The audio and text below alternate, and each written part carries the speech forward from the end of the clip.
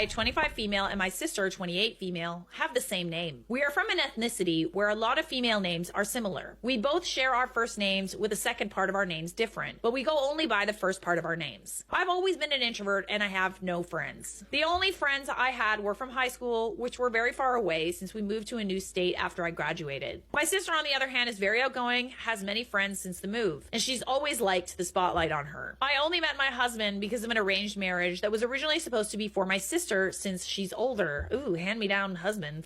Sorry. My sister didn't want to get married. She wanted to enjoy her single life longer. Since she couldn't care enough to attend the first meeting with the groom, my husband decided to switch the bride to me instead. Which I'm not complaining because he was pretty cute. I'm glad he was cute. At least he was cute. And we got to know each other more over a span of 3 months. We found out we have a lot in common and fell in love. The wedding date was set and we planned on having a simple, low-cost wedding. Our venue was at a bowling alley that my husband's cousins own, so he let us use it for cheap.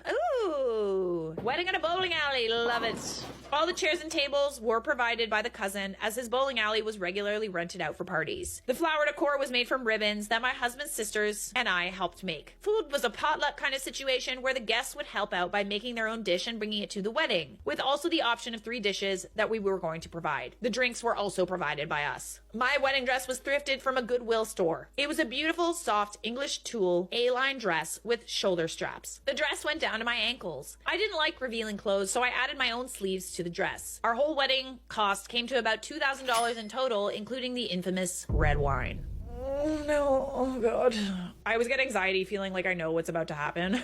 2 weeks before the wedding, my sister happened to meet my husband at a family gathering that I didn't attend because I was sick that day. Oh my god. She didn't know who he was and tried to flirt with him, only to find out he was already engaged. The next day, she found out I was his fiance. Well, she didn't want him, did she? You had your chance. She yelled at me and said I stole her man, that he was supposed to be hers. Absolutely not! I beg your finest pardon! She wanted me to give him back. Oh god, you are so delulu, my friend. Be for real right now. We got into an argument. I told her if she'd been there for the meeting, then he would have been hers. It was her fault she lost him. She pretended to understand and let it go, so I did too. Oh my god. Spare me. She then asked me if she could invite some of her friends to the wedding since I don't have any friends to invite. I agreed since most of the people that would be there, I'm not close to anyway, other than my parents and my husband's parents and siblings. That's where I made the biggest mistake. Let me guess, she went around and told everybody that you stole her man? And all of those people that have only heard one side of the story are now attending your wedding? Great. On the wedding day, my sister came to the wedding wearing a white dress that looked more like a wedding dress than my own. Can't say I'm surprised. I didn't care though, because at the time I didn't know about the no wearing white to a wedding rule yet. I noticed a bunch of people giving me weird looks. And eventually, as I was going around in my wedding dress to make sure all the food and drinks were ready for the guests, a pretty girl holding a glass of red wine made her way toward me. She stumbled right in front of me and the red wine poured all over my dress. Throw the whole sister away. She apologized and walked away with a clear smirk on her face. As she was walking away, I could hear her mumbling, "That's what you get for wearing white to someone else's wedding?" I'm sorry, what? Wait. Was everybody a little confused here? I was flabbergasted. This was my wedding. That's when I saw her go over to my sister and they laughed together looking over at me. So funny, ruining someone's day. I knew my sister had something to do with this. Your sister told everybody that your wedding was actually her wedding? Okay, that's a plot twist I wasn't expecting. I was so angry and on the verge of crying, but I remembered I'm not that type of person. I may be introverted, but I'm not weak. So I did the wildest thing I could ever do. I grabbed a bottle of red wine, went to the bathroom, and I poured it all over the tulle part of my dress, making sure all of it was covered. Then I wringed out the extra liquid. Oh, to make it look like you did that on purpose? Ooh, love that. Then I wringed out the extra liquid and dried the dress with a hand dryer in the bathroom. The whole bottom part of my dress was a red pinkish color now, and I went back out into the crowd. I looked straight at my sister's burning red face as she saw how I took care of the situation. Wow, that is quick thinking. That's when my 2 soon-to-be sister-in-laws spotted me and asked about the dress. I told them about what happened and that I didn't want any trouble, but they took matters into their own hands. They somehow managed to escort my sister and her guests out of the venue without the other guests noticing. I had the best wedding with them gone. You might have lost a sister through this, but you also gained a couple good ones too. Your sister-in-laws have your back. After the wedding, I learned that my sister had convinced her friends that this was her wedding since the name on the invitation was hers. Whoa.